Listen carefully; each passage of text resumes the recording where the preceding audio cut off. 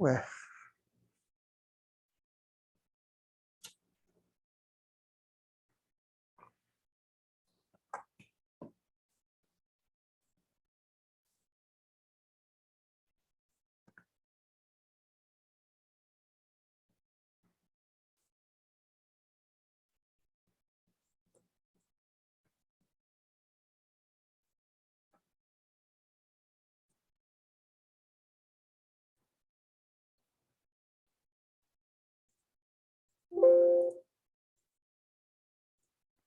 Bom, então vamos lá.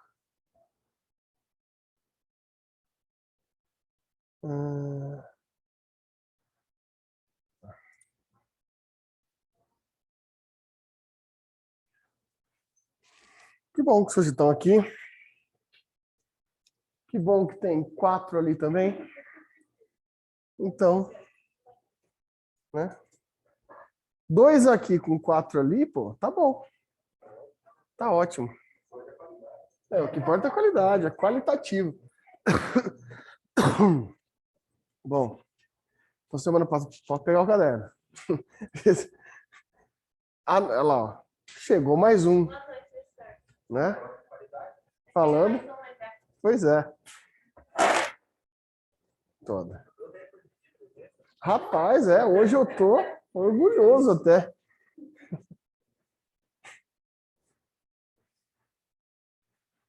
Se lembram bem do que a gente conversou semana passada? Medicina, manicômio, prisão. Né? Estruturação do poder. Estruturação do chamado poder. Bom, a partir disso, a gente tem que começar a definir alguns elementos importantes que... Deixa eu só pegar aqui e ver se eu anotei alguma coisa para vocês aqui. Para a gente começar a ter uma noção, já que a gente já tem a gente já conseguiu estruturar mais ou menos como que se forma essa estrutura do poder, agora a gente pode começar a entender um pouco mais sobre a resolução e execução do poder já nessa realidade em que o Foucault apresenta para a gente, essa realidade de arquétipos, essa realidade de formação visual e social de como se estabelece o poder e de como se executa o poder. Né? Agora bateu o recorde. 4?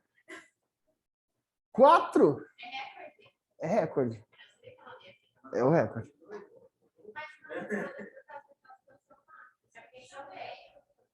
A semana passada estava chovendo bastante. Bom, eu acho que esse modelo que a gente está falando, que a gente falou semana passada de como se dá o poder, para o Foucault tem um nome específico. Tem uma formação específica. Não sei se eu cheguei a mencionar para vocês aula passada, né? O Foucault vai chamar isso de biopoder. De biopoder. Lembra que eu falei aquela questão da frase do Foucault? Fazer morrer e deixar viver, e deixar viver fazer viver e deixar morrer?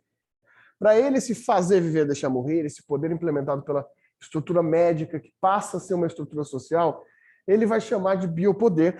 Obviamente, pelo próprio nome, a gente já consegue definir que a gente está falando de bio, porque é poder sobre as pessoas. O problema aqui, talvez, se a gente começar a definir o que ele quer dizer com bio. É sobre as pessoas. Mas não é qualquer qualidade de pessoa. Talvez esse seja um ponto importante para a gente definir, principalmente aquela discussão final que a gente teve na aula, né? Sobre quem é o louco, quem é o presidiário, quem é o criminoso. Né? Parece que ficou um pouco para a gente ali no final, que para o Foucault não basta só estar na prisão ou estar no manicômio, e sim ter uma aparência definida para que eu possa me diferenciar de quem está lá, para que haja uma possibilidade de diferenciação social. Né? Bom, Por que é interessante a gente falar disso? Porque bio é sim vida, bio a gente pode falar que se chama que essa qualidade, né? Em grego é vida, bios, em grego é vida, mas a gente vai ter um problema aí. E o nosso problema vai ser quanto a outra palavra grega,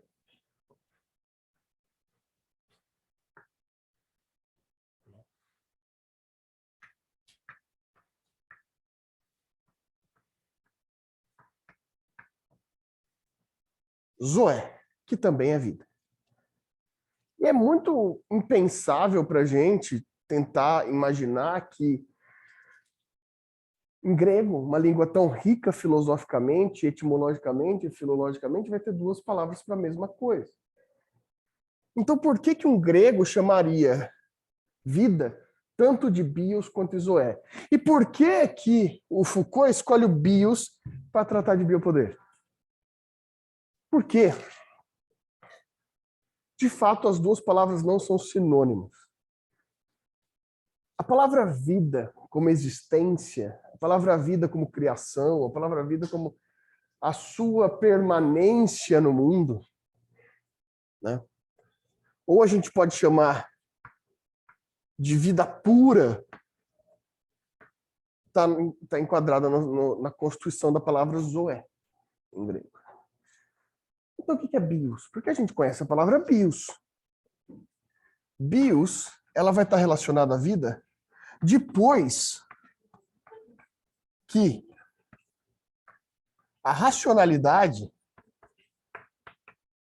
lá para os próprios gregos, é encontrada. Porque bios é uma capacidade humana, de pegar a vida pura, de pegar a zoé, e dar uma qualificação política, aqui não política no sentido necessariamente de atividade política, mas no sentido grego, qualidade da polis, de cidadania, uma qualidade daquele que se integra à polis, uma qualidade política. Então, quando a zoé é qualificada, né? Quando a zoé recebe nela uma axiologia, uma valoração, ela passa a ser bios. Você é o quê? Você é um corpo vivo, enquanto zoé. Mas você passa a ser, pós-racionalidade, pós-implementação na sociedade, pós-integração na sociedade, um sujeito, uma pessoa. Pessoa, vocês já pararam para pensar nisso? Corpo, indivíduo, pessoa, palavras diferentes uma das outras. Ser humano. Pessoa é uma qualidade. Pessoa é uma qualidade puramente racional. Fora desse plano racional de pessoa, que é puramente hipotético, puramente qualitativo, axiológico, você só é um corpo vivo. Mas graças a uma possibilidade racional, você é uma pessoa.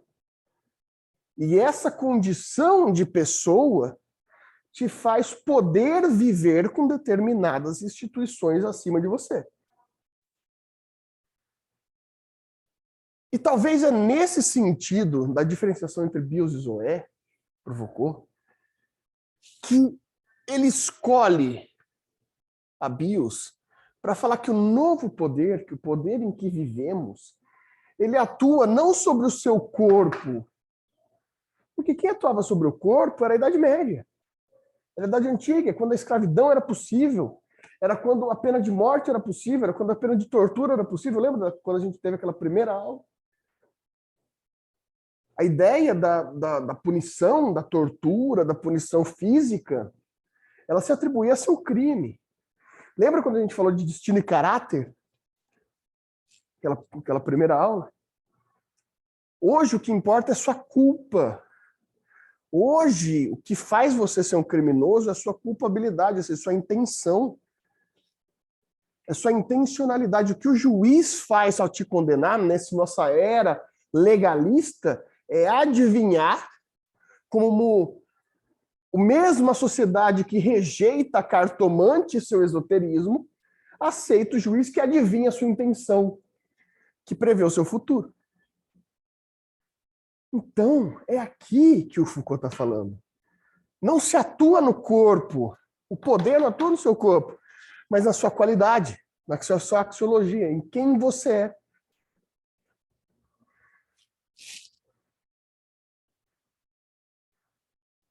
Direito romano. No direito romano, existia já os crimes, as definições de crimes, mas um chama muita atenção da gente aqui. O crime contra o Pax Deorum, o pacto dos deuses. Um crime tão grave que feriria a relação entre os deuses e os homens. Que crime que é esse?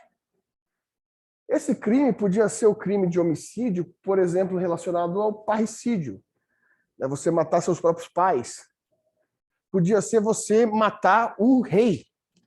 Crimes tão graves que influenciaria assim também como você atentar contra a ordem dos deuses, etc. Mas principalmente o parricídio nesse caso, e a morte do...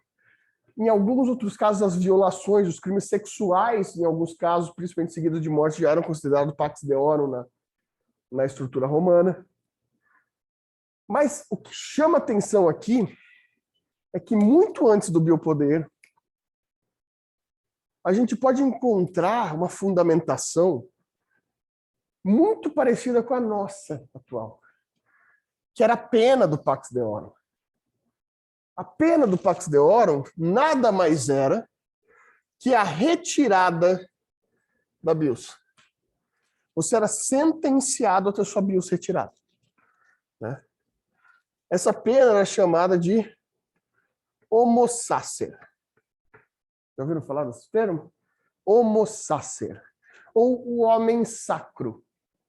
Sacralidade. Acho que em algum momento eu já devo ter falado isso para vocês. Sacralidade não é sinônimo de santidade. Sacralidade é só seu afastamento da humanidade. O santo é sacro porque ele não é mais humano. Ele está mais próximo de Deus. Mas a palavra sacra é só você se afastar do conteúdo humano, do conceito humano. Quando a pena de homem sacro era atribuída a esse sujeito, a sua bios era retirada e ele voltava a ser mero corpo, mera vida. E essa era a beleza da pena. Porque essa pena era só uma pena constitutiva. O magistrado ele ia constituir essa pessoa, agora o título de homo sacer, ou seja, retirada da sua bios. E não ia fazer mais nada com ele. Ia soltar na praça pública. Só que se você matasse aquele sacro, se você matasse aquele corpo, você não cometia crime. Porque que crime você comete se você não mata alguém que tem qualquer qualificação humana?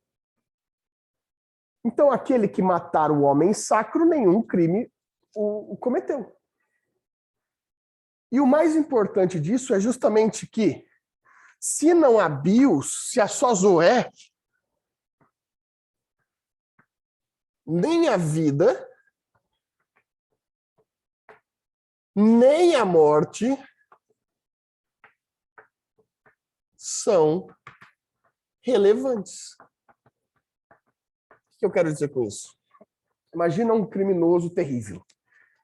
Imagina um homem que estupra crianças e depois do estupro abre a barriga delas com elas vivas, tira alguns órgãos não vitais, come na frente delas e depois espera morrer por sangramento. Fez isso com 100 crianças. O que esse cara merece?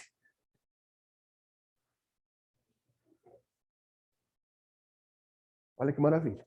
Pelo menos isso. Agora pensa no mendigo. No mendigo. Naquele último mendigo que você viu. Quem é ele? O que ele merece? Nesse momento ele está vivo ou ele está morto? Você tem certeza disso? Porque o problema é esse. Eu não sei se ele está vivo ou se ele está morto, mas principalmente não me importa. Mal lembro o rosto dele. O estuprador de criança vale mais do que o mendigo. Porque ele merece.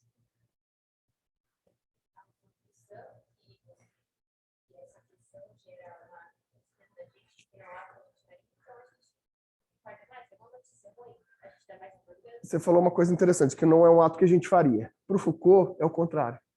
É porque é um ato que a gente faria. Pode ser que eu não me imagine fazendo, mas eu sou humano. Isso, a gente tem a potência do ato. E daí quando alguém faz, eu preciso rechaçar ele da minha proximidade. Agora o mendigo não é nem isso. Porque não importa se ele está vivo ou se ele está morto. Se ele acordar morto depois de uma manhã. Quantas vezes vocês passaram na rua, tinha um mendigo deitado, e todo mundo passando, ninguém sabe se aquele cara está vivo ou está morto. Ele realmente não importa. Isso que é o mais curioso.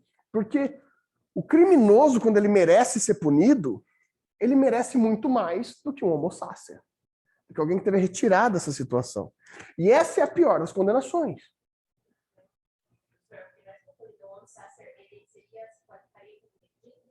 Pô, eu acho que é a relação mais próxima que a gente pode ter hoje. Não se importa. Isso, marginalizado. Essa é uma boa palavra. Por quê? Porque o homo sacer, ele era banido. Essa era a palavra romana.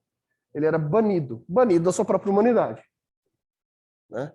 Banido vem da palavra bando. Você é excluído do bando. Banido. E a palavra que o exprime assim, em latim, é bandictum. É o bandido. Qual a diferença entre o bandido e o criminoso? Tem diferença? Tem. O crime.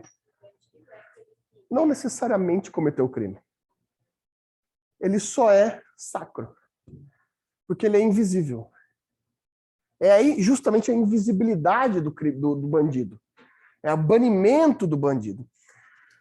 Eu dei esse exemplo, acho que no finalzinho da aula ou não. Não me lembro se eu dei ou se eu não dei. É a questão de 3 horas da manhã, você está andando na rua. E alguém está vindo na sua direção. E quando chega perto de você, é o Eduardo Cunha. Criminoso. Por que eu falo que é criminoso? 5 pessoas.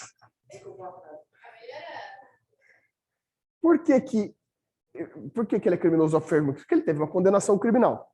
Ele foi condenado criminalmente. 3 horas da manhã sozinha na rua, quando o Eduardo Cunha chegar, quando você reconhecer ele, o que a gente faz? A gente respira aliviado. Porque o Eduardo Cunha não é, apesar de ser criminoso, ele não é bandido. Se fosse uma pessoa que eu não sei quem é, que isso é importante, mas eu sei exatamente como é, eu estaria trancado. Porque não me importa quem é, mas como é. Porque não precisa ser uma pessoa. O bandido não precisa ser uma pessoa. Aliás, ele não deve ser uma pessoa. Ele deve ser sacro. Ele deve ser uma imagem. Já no Biopoder do Foucault, que a gente estava discutindo no ano passado. Ele deve ser um arquétipo.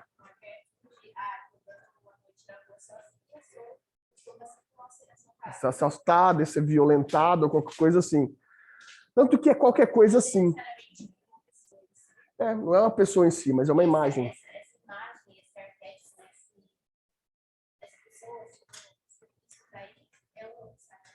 Isso daí é o homo sacer moderno, é o homo sacer do biopoder.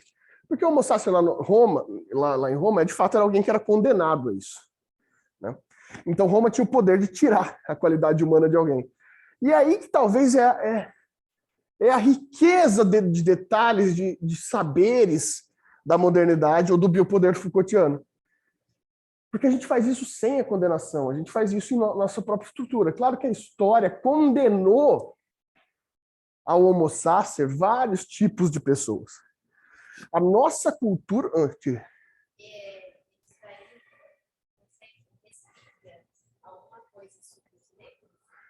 Na nossa estrutura, obviamente. Certamente.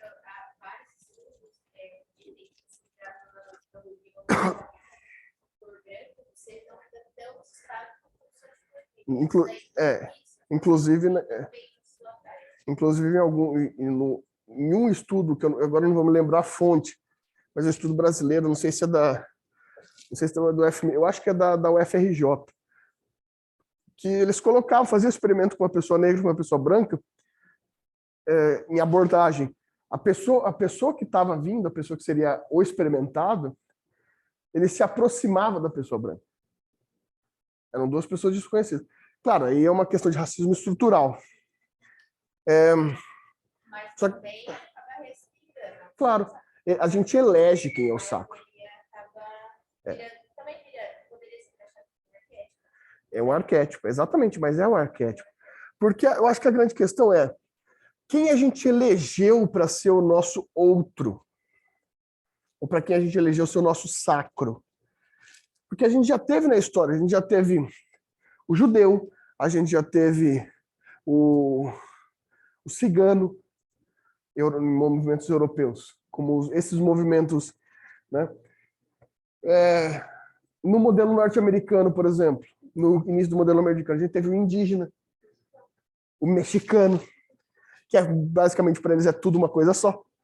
Né? Essa é uma imagem muito interessante. Boa imagem é do mexicano, do latino, no modelo norte-americano, porque o latino é todo mundo que não é norte-americano e nem europeu. Deixou de ser norte-americano europeu, é o mexicano, é o mex, é o latino. Não importa de onde você é. Então você tem, sempre veja que interessante, quando você qualifica assim um grupo, vamos colocar dessa forma, um grupo, o que você faz é tirar a qualificação desse grupo. Não, você qualifica ele, mas qualifica ele como banimento. Porque quem é aquela pessoa, ela passa a não importar. Essa é a grande questão aqui. Passa a não importar. E no Brasil, obviamente, a gente vai poder trabalhar com racismo muito mais facilmente. Faz parte a história do Brasil, muito recente, passou, até pouquíssimo tempo atrás, por uma tentativa de processo de embranquecimento em massa. A gente teve no Brasil campanhas e campanhas governamentais. Eu estou falando aqui do começo do século XX, até os anos 20 e 30. Uma campanha para que... A campanha era basicamente, já que a gente não conseguiu se livrar dos negros, vamos incentivar que pessoas são misturadas, casem com brancos para ir embranquecendo. Era uma tentativa brasileira. Então a gente já tem desde lá essa busca. A gente tem um procedimento que é muito fácil para a gente. Para o Brasil foi muito fácil, porque você pegou um povo escravizado, que já era etimologicamente, axiologicamente inferior, porque era produto, né? Tirou essa condição de produto e jogou na sociedade da forma mais importante para o biopoder, que é quem vai me servir como outro? Porque eu preciso do outro. Eu preciso saber quem não sou eu. Porque o mais importante é isso, eu saber quem não sou eu. Porque assim como eu sei que eu não sou louco porque eu não estou no manicômio, e eu sei que eu não sou banido porque eu não estou na prisão, eu não tenho necessariamente que saber quem está na prisão ou saber quem está no manicômio. Eu preciso poder determinar, olhar e saber que eu não sou.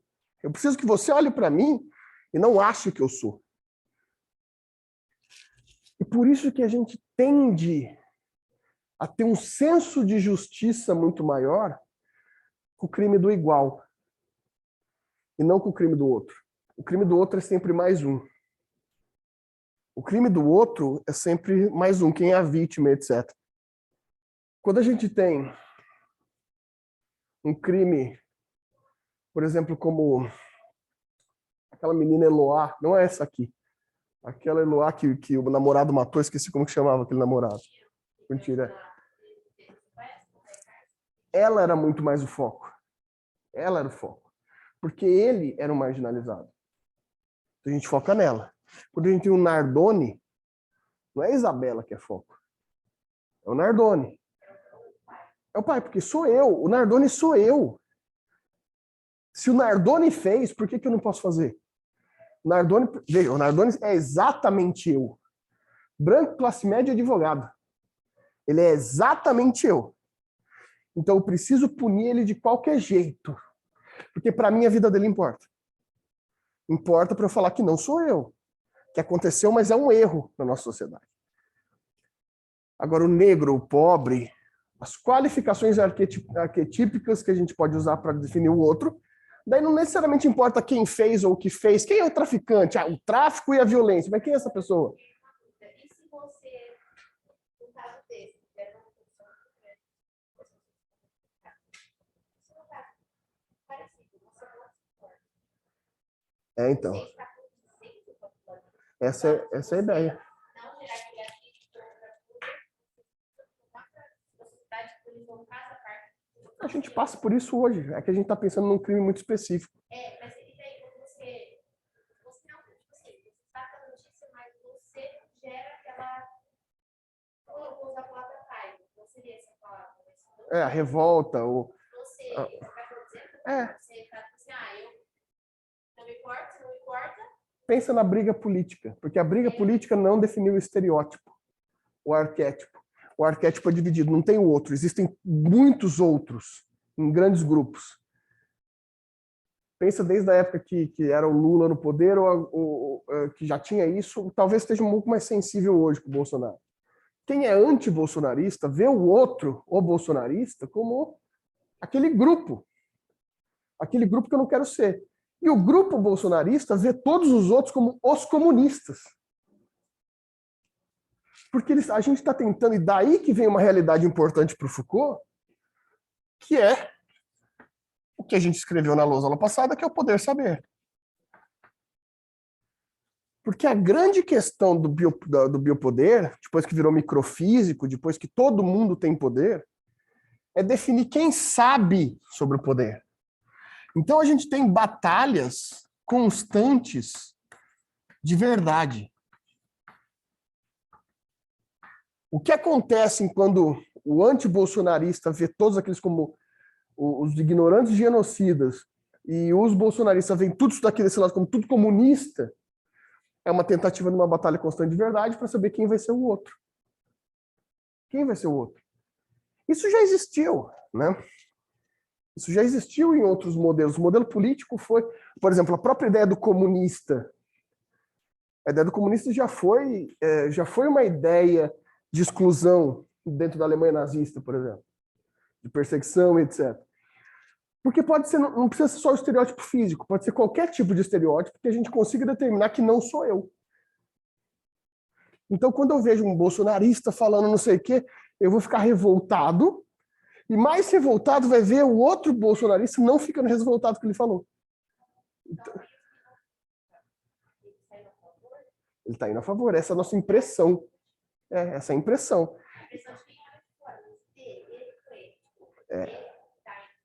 Essa é a questão. Subconscientemente, ou por apreensão de verdade. Porque uma coisa diferente é, nesse caso, a gente não tem delimitado qual é a verdade aqui. Só que o crime da Isabela Nardone a gente tem. Então, se alguém não ligar para isso, não se revoltar para isso, a gente vai achar muito estranho. A gente vai achar repulsivo uma pessoa não ligar para isso. Só que a gente tem um país que, em homicídios por dia, é um país de guerra. E a gente não se revolta com aquela morte. A gente pode até falar, não, o Brasil mata muito, mas não traz o mesmo sentimento da revolta do crime específico. Porque é sempre lá, nunca é aqui. É sempre lá. Então a gente faz a mesma coisa, tecnicamente a gente faz a mesma coisa do cara que vê o Nardone jogando a filha pela janela não sentindo nada. Só que a gente dá outro conjunto para isso. Por quê? Segundo Foucault, porque é um exercício de verdade. A verdade foi definida por saberes. E isso foi aprendido pela gente para que a gente possa estar em sociedade. E daí a gente tem que discutir como que isso se dá, esse procedimento se dá para que isso entre na nossa cabeça, ou seja, o poder atue sobre a bios. Talvez essa seja a forma mais importante.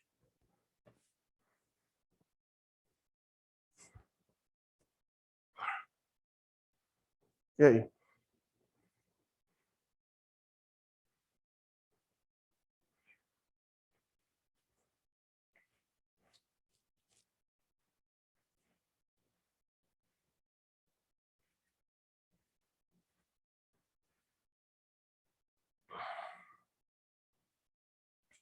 Foto da lousa já está indo para o grupo de vocês. Pessoal de casa aí. Se eu achar o grupo de vocês. Achei.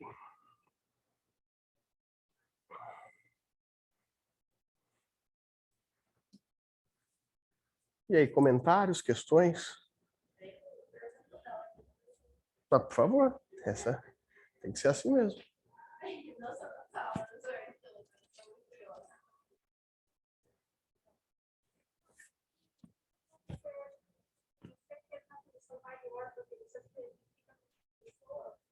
Porque está tudo melhor, por exemplo, nos crimes de drogas. Em geral, você encontrar droga,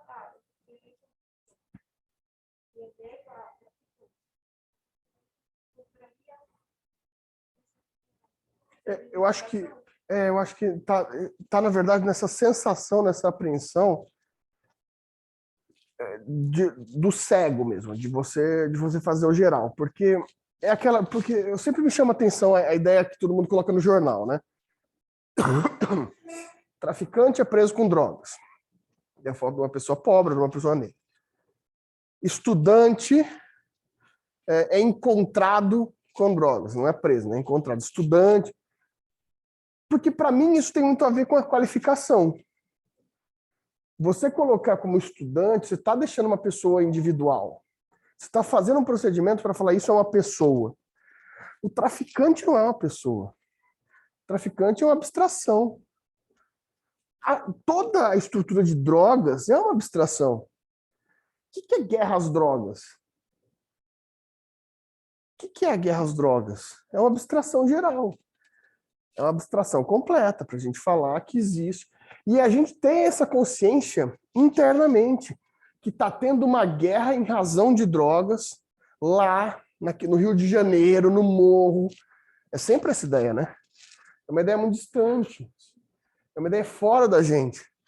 Agora, o menino que vende droga na faculdade não é traficante. Ele é seu amigo. Ele é seu amigo.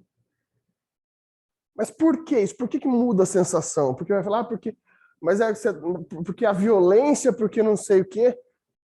Não é exatamente assim, né? Você tem uma boa parte dos presos por tráfico são presos por tráfico com pequenas quantidades. Para mim, é a questão, por exemplo, se a gente for entrar no debate da descriminalização das drogas. Eu acho muito complicado a descriminalização do uso. Porque não muda nada. Porque, aliás, muda. Muda para mim. Muda para quem está dentro do sistema. Porque, para quem não está, vai continuar sendo preso por tráfico. Então, se quer discutir o fim do problema das drogas no país, tem que discutir a abolição do crime de drogas, tanto do tráfico quanto do uso. Agora, a ideia progressista da descriminalização do uso é uma ideia extremamente elitista feita para a gente, para parar de prender a gente, e não o outro, porque a gente cansou de ter que ficar justificando toda vez o porquê que eu chamei esse de estudante ou de traficante. Até eu estou ficando com vergonha de toda vez ter que ficar justificando. Então é melhor descriminalizar. E é o discurso atual. Isso vai ter muito sentido. Vou dar um outro exemplo para isso ficar mais claro. Foucault vai dizer o seguinte, ele vai dar um exemplo. As sufragistas. As sufragistas eram um movimento de resistência ao poder. Então você tinha um poder que não admitia que mulheres votassem. Então começa esse movimento, a primeira onda feminista, lá, etc. Esse primeiro movimento de resistência a um patriarcado que não considera a mulher como capaz de votar. E o Foucault coloca esse elemento muito importante, que é um elemento de redefinição dos saberes. Então agora é um movimento grande, é um movimento que está querendo criar novos saberes. Daí o Foucault fala, vai chegar um momento que, então, vai conseguir. O voto feminino passa a ser. O Foucault fala, e acabou a resistência. E voltou tudo ao normal. Não, mas elas conseguiram. Elas foram apropriadas ao sistema de poder. O que era resistência passou a ser situação. A resistência acabou.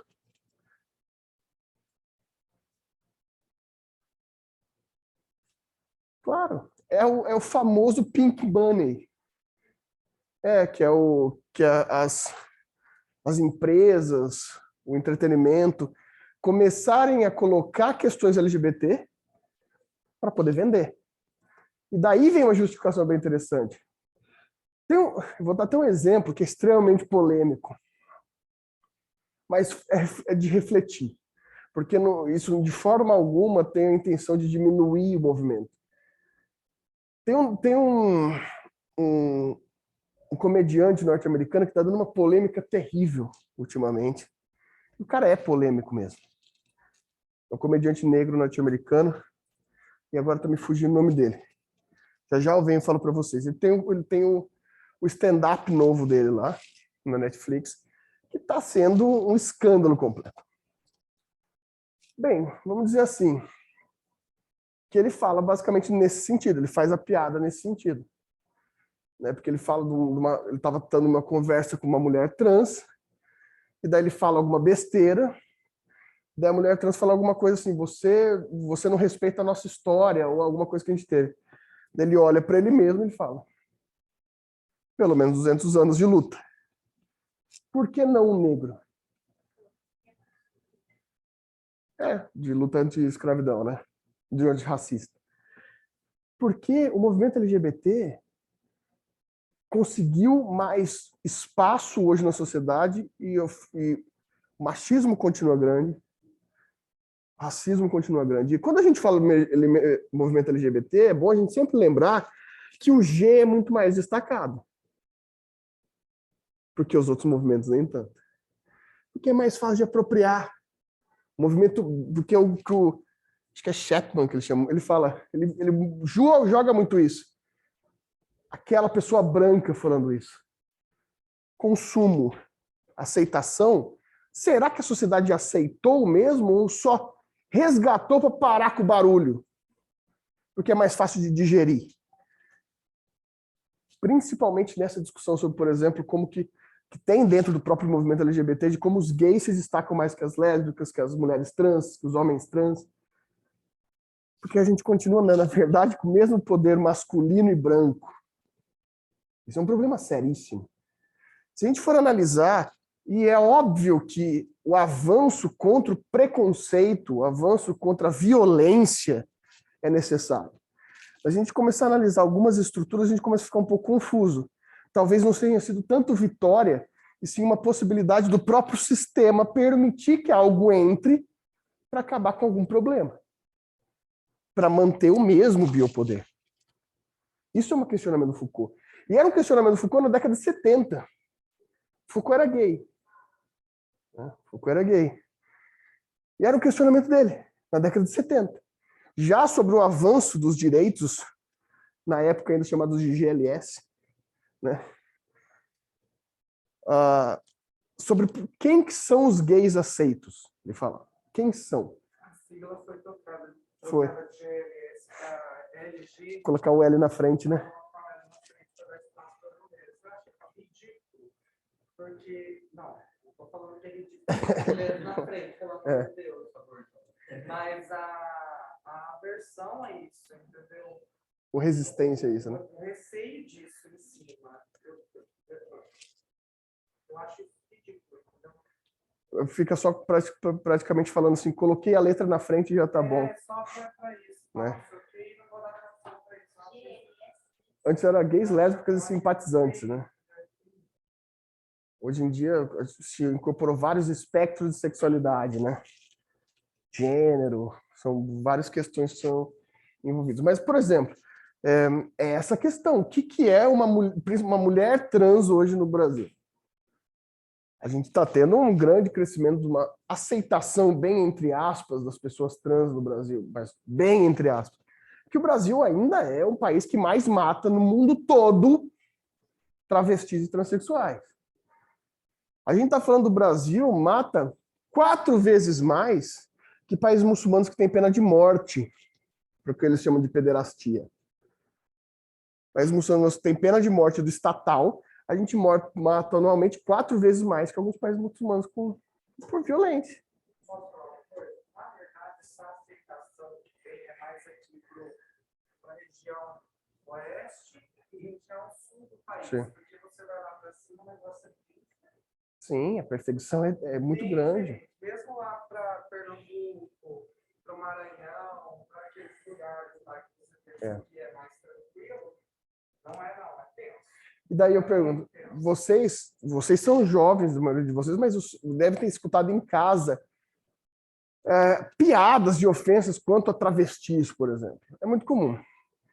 Mas daí vem uma questão do Foucault, que não necessariamente tem a ver com o capital, como eu falei para vocês, tem a ver com estruturas de poder, que vê quanto sucesso uma pessoa, um artista, né, como a Pablo Vittar faz, e daí isso parece ser importante integrar do que rechaçar, só que dentro dos seus limites.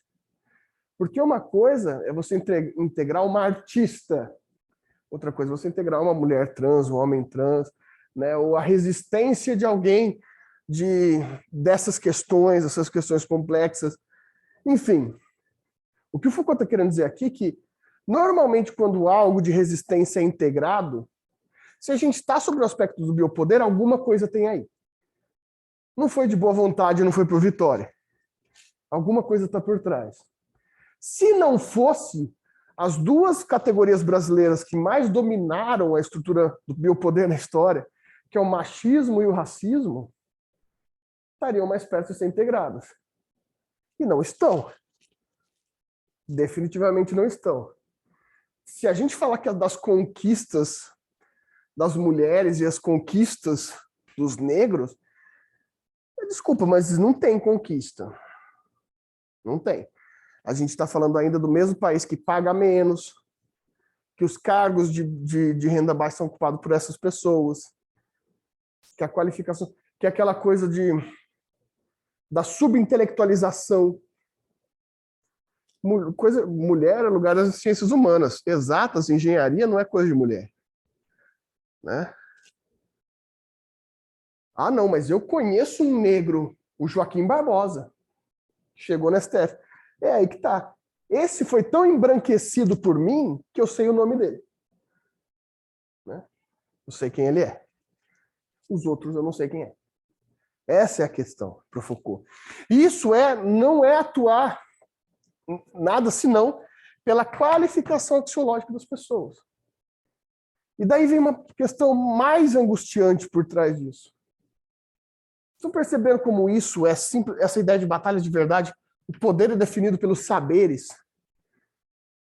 que é o que garante que você não é o próximo alvo do próximo poder saber biopolítico. Isso é um problema. Então daí vem minha questão. Como que eu faço para me manter como normal? E a gente precisa de instituições. E daí vem uma questão importante de Foucault. A gente cria mecanismos. E um deles é o direito. O direito talvez é um dos principais mecanismos de manutenção da forma jurídica do biopoder. O legalismo, o direito, ele ajuda a gente a ter estruturas justificáveis sobre o poder saber. Por mais que muita gente esteja revoltada e falando sobre a absolvição em segunda instância do estuprador da Mariana Ferrer, é sua bolha. É sua bolha. Porque se você entrar no Twitter, vai ter um monte de advogado, entre aspas, falando que usando o acórdão e a sentença para falar, tá aqui a fundamentação. Eu tenho uma fundamentação jurídica, o que você vai falar para mim? Eu tenho uma forma. Tem coisa melhor que uma forma para definir a justificação de realidade? É óbvio. É claro que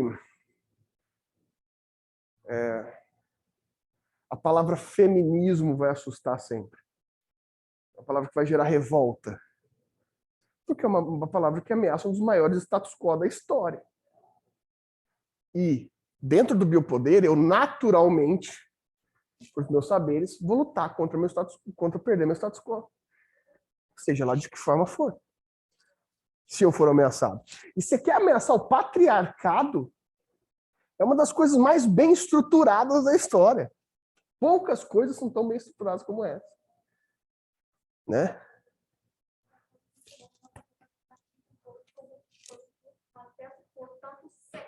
Séculos, milênios, talvez.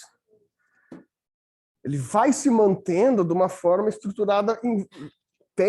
O Foucault vai trazer alguns elementos, outros autores vão trazer, que ele está totalmente manifestado na forma, assim como o direito. Porque, beleza, igualdade, eu justifico na forma da força física. Igualdade, né? Eu justifico na forma do falar mais alto, da razão, e daí vai virando inteligência, e etc., da superioridade. Então, basicamente, o arquétipo masculino vai justificando as ideias. E é muito difícil sair disso. Felizmente, hoje, isso começou a ser discutido e é um escândalo. Você vê que até hoje é polêmico, e não deveria ser polêmico. Hoje as pessoas descobriram que existem relacionamentos abusivos. Hoje é hoje, porque faz pouquíssimo tempo. E isso ainda é um problema. Porque o relacionamento abusivo, para o Foucault não vai ser um relacionamento abusivo. É um poder saber milenar. É um poder saber milenar eu chegar para minha companheira quando ela vai ameaçar algum status quo meu e falar, você é louca. Você não sabe o que você está falando. Esse tipo de coisa sustentou a história por séculos, por milênios. Você está descontrolado, você está histérica. Né? A gente internou as histéricas há pouquíssimo tempo atrás. A gente internou nos manicômios as histéricas há muito tempo, pouco tempo atrás. O Freud, que tem uma contribuição, talvez uma das maiores contribuições para a estrutura psiquiátrica e psicológica, tratou e classificou as histéricas. Ele classificou. E hoje é tido como uma contraciência chamar histeria de doença. Mas era uma categoria muito difícil de ser visualizada. Ou como você vai pegar, por exemplo, o Lombroso no fim da vida dele, você sabe o Lombroso? O Lombroso é um jurista e médico italiano muito famoso porque ele definiu o homem lombrosiano, ele definiu que por características físicas você poderia definir a possibilidade, a potência de uma pessoa ser criminosa. E basicamente ele definiu o homem negro. Basicamente. As definições são nariz largo, queixo mais protuberante, ele vai traduzindo algumas... Tem um livro, vocês podem comprar, é claro ali. Só que o Lombroso, no final da carreira dele, ele se questiona, porque ele faz essa pesquisa de forma médica dentro das penitenciárias. Ele se questiona que talvez a pesquisa não seja tão precisa, porque a população carcerária era negra. Então talvez não fosse as características físicas, assim, quem estava preso. Né? É aí que está o problema. Mas a gente busca essa facilidade visual de manter o status quo. A aula que vem, na semana que vem, a gente vai falar de um modelo que influi em tudo isso, que é o modelo disciplinar. Porque todos vocês estão sob disciplina. Porque a gente tem essa questão. Manter alguém preso, manter alguém louco, manter o racismo, manter o machismo, manter a transfobia, a homofobia, na verdade, isso a gente tem que ser muito delicado para falar. É um termo dentro da filosofia do Foucault. Não é feito para discriminar eles. E é feito, sim, para eu me manter disciplinado. Para que eu me mantenha aqui. Todo esse processo é para que essa estrutura se mantenha. Eu sacrifico para que eu me mantenha. É uma máquina sacrificial. Para que eu continue aqui.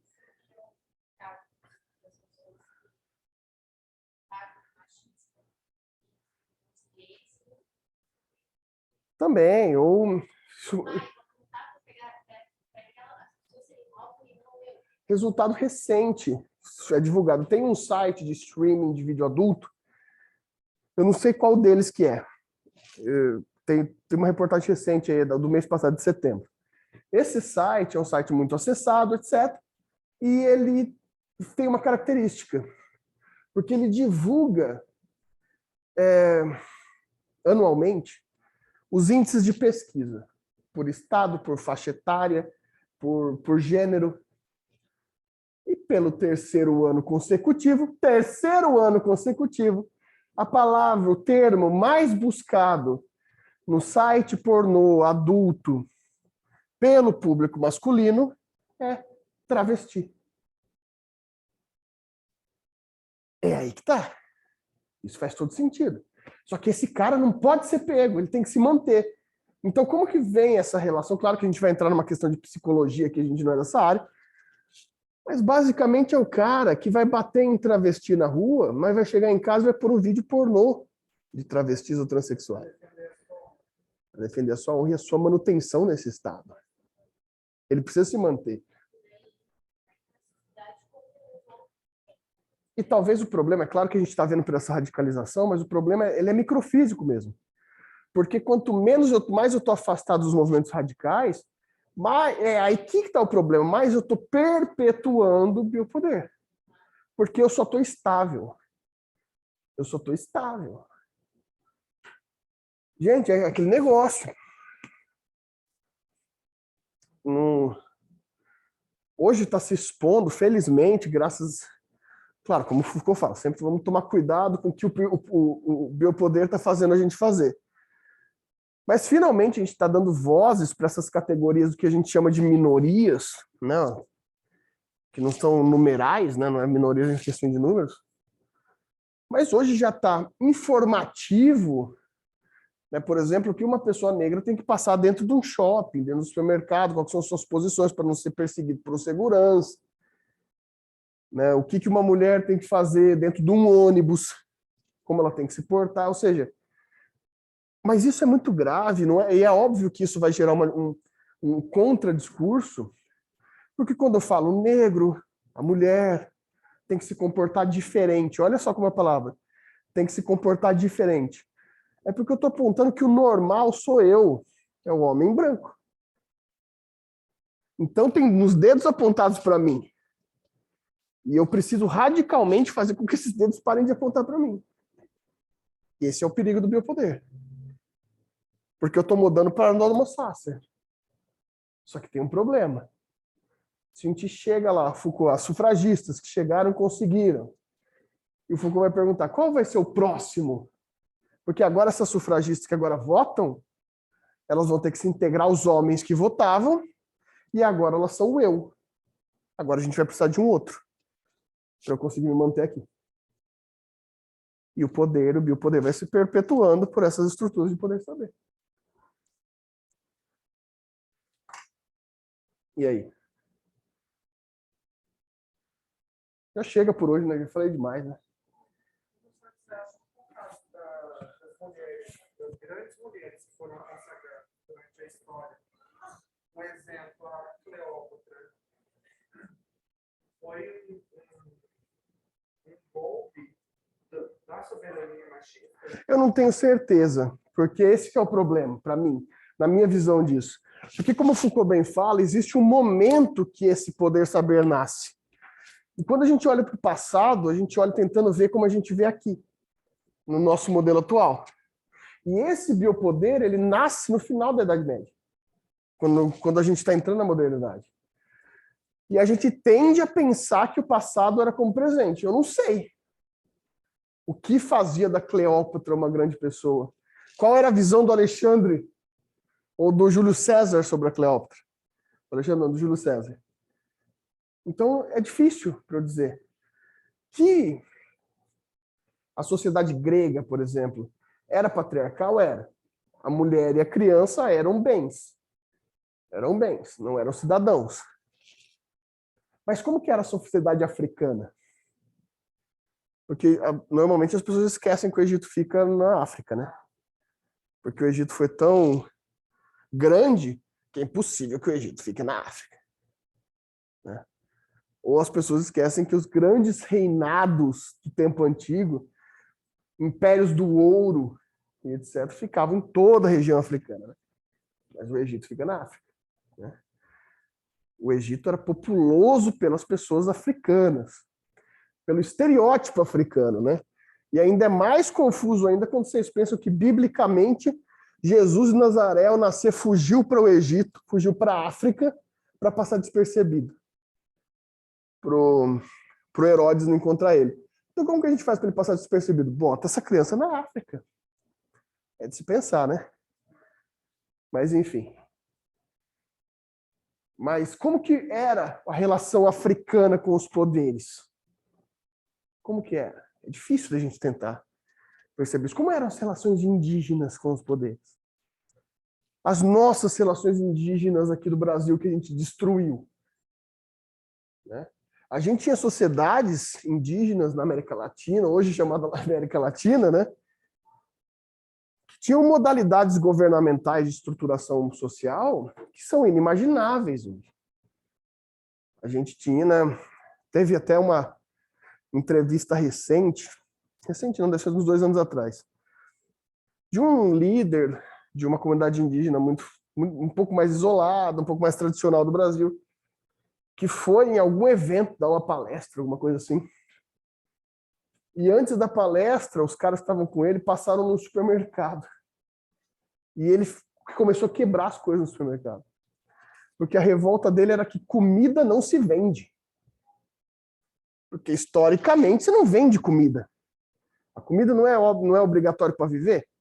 Então, como que você vai vender comida? E o cara ficou revoltado com isso. Então, é difícil a gente tentar pensar com a nossa cabeça de biopoder sobre o nosso poder e saber como que funcionava essa sociedade. Eu acho muito difícil tentar fazer essa reflexão, né? Nossa, eu tô cansado, hein, com essa máscara, eu vou falar para você. Não, mentira não. Hã? É chato, porque vai ficando um ar quente, você vai falando, vai ficando um ar quente aqui dentro. E aí?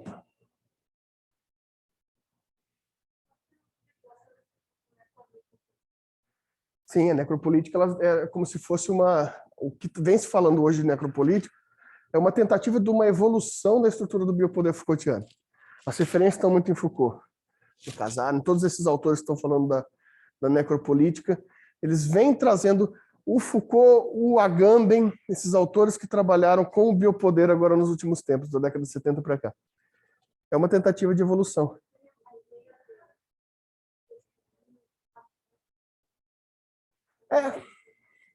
É a ideia de quando você... de um higienismo de Estado mesmo, né? De um super biopoder.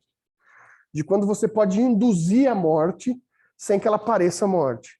Então você transforma o poder saber a ponto do assassinato não ser. Né? Ser só uma consequência social. A fome, né? A marginalização. Os mesmos elementos do biopoder, mas agora tentando justificar a própria morte, a ideia da morte. Basicamente, a necropolítica e esses autores, o Agamben, os autores da necropolítica são autores Foucaultianos, que vêm a partir do Foucault. Foucault foi um cara muito original mesmo, ele foi muito específico para a época dele. Ele é um psicólogo de formação, né? E ele influenciou no direito, na arquitetura, nas artes, na política. Então é realmente um autor muito completo. E aí, tem 9 aqui, 8 pessoas agora aqui. Hein? Alguma questão?